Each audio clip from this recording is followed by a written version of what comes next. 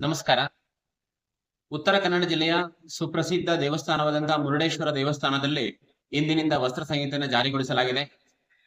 ಈ ಹಿಂದೆ ಹಿಂದೂ ಜನಜಾಗೃತಿ ಸಮಿತಿ ಸೇರಿ ಅನೇಕ ಧರ್ಮ ಪ್ರೇಮಿಗಳು ಸೇರಿ ನಾವು ಉತ್ತರ ಕನ್ನಡ ಜಿಲ್ಲೆಯಲ್ಲಿ ಹಲವು ದೇವಸ್ಥಾನಗಳಿಗೆ ವಸ್ತ್ರ ಸಂಹಿತೆಯನ್ನು ಜಾರಿಗೊಳಿಸಬೇಕಂತೇಳಿ ಮನವಿಯನ್ನ ಸಲ್ಲಿಸಿದ್ವಿ. ಹಿಂದೂ ಜನಜಾಗೃತಿ ಸಮಿತಿಯ ಮನವಿಗೆ ಸ್ಪಂದಿಸಿ ಆಡಳಿತ ಮಂಡಳಿ ಇಂತಹ ಒಂದು ಅತ್ಯುತ್ತಮವಾದ ನಿರ್ಣಯವನ್ನ ಕೈಗೊಂಡಿರುವುದು ಅತ್ಯಂತ ಸ್ವಾಗತಾರ್ಹವಾಗಿದೆ. ಹಿಂದೂ ಜನಜಾಗೃತಿ ಸಮಿತಿ ಮತ್ತು ಕರ್ನಾಟಕ ಮಂದಿರ ಮಹಾಸಂಘದ ಸಂಯುಕ್ತ ಆಶ್ರಯದಲ್ಲಿ ರಾಜ್ಯವ್ಯಾಪಿ ನಾವು ವಸ್ತ್ರ ಸಂಹಿತೆ ಅಭಿಯಾನವನ್ನು ಮಾಡಿದ್ವಿ. ಈಗಾಗಲೇ ಸುಮಾರು 250 ದೇವಸ್ಥಾನಗಳು, ಶೃಂಗೇರಿಯ ಶಾರದಾಂಬ, ಅದೇ ರೀತಿಯಲ್ಲಿ ಹಂಪಿಯ ವಿರೂಪಾಕ್ಷ ದೇವಸ್ಥಾನಗಳು ಸೇರಿದಂತೆ ವಸ್ತ್ರ ಸಂಹಿತೆಯನ್ನ ಅತ್ಯಂತ ಯಶಸ್ವಿಯಾಗಿ ಜಾರಿ ಮಾಡಿದೆ. ಭಕ್ತಾದಿಗಳು ದೇವಸ್ಥಾನಕ್ಕೆ ಬರುವಾಗ ಭಾರತೀಯ ಪರಂಪರೆಯ ಉಡುಪನ್ನು ಧರಿಸಿ ಬರಬೇಕು. ಯಾವುದೇ ಕಾರಣಕ್ಕೂ ಪಾಶ್ಚಾತ್ಯ, ಅಸಭ್ಯ, ಅಶ್ಲೀಲ ಉಡುಪನ್ನು ಧರಿಸಬಾರದು. ದೇವಸ್ಥಾನದ ಪಾವಿತ್ರ್ಯ, ಸಾತ್ವಿಕತೆ ಮತ್ತು ಚೈತನ್ಯವನ್ನ ಒಂದು ಸಂರಕ್ಷಣೆ ಮಾಡೋ ದೃಷ್ಟಿಯಿಂದ ಇದು ಅತ್ಯುತ್ತಮವಾದ ನಿರ್ಣಯ ಇದೆ.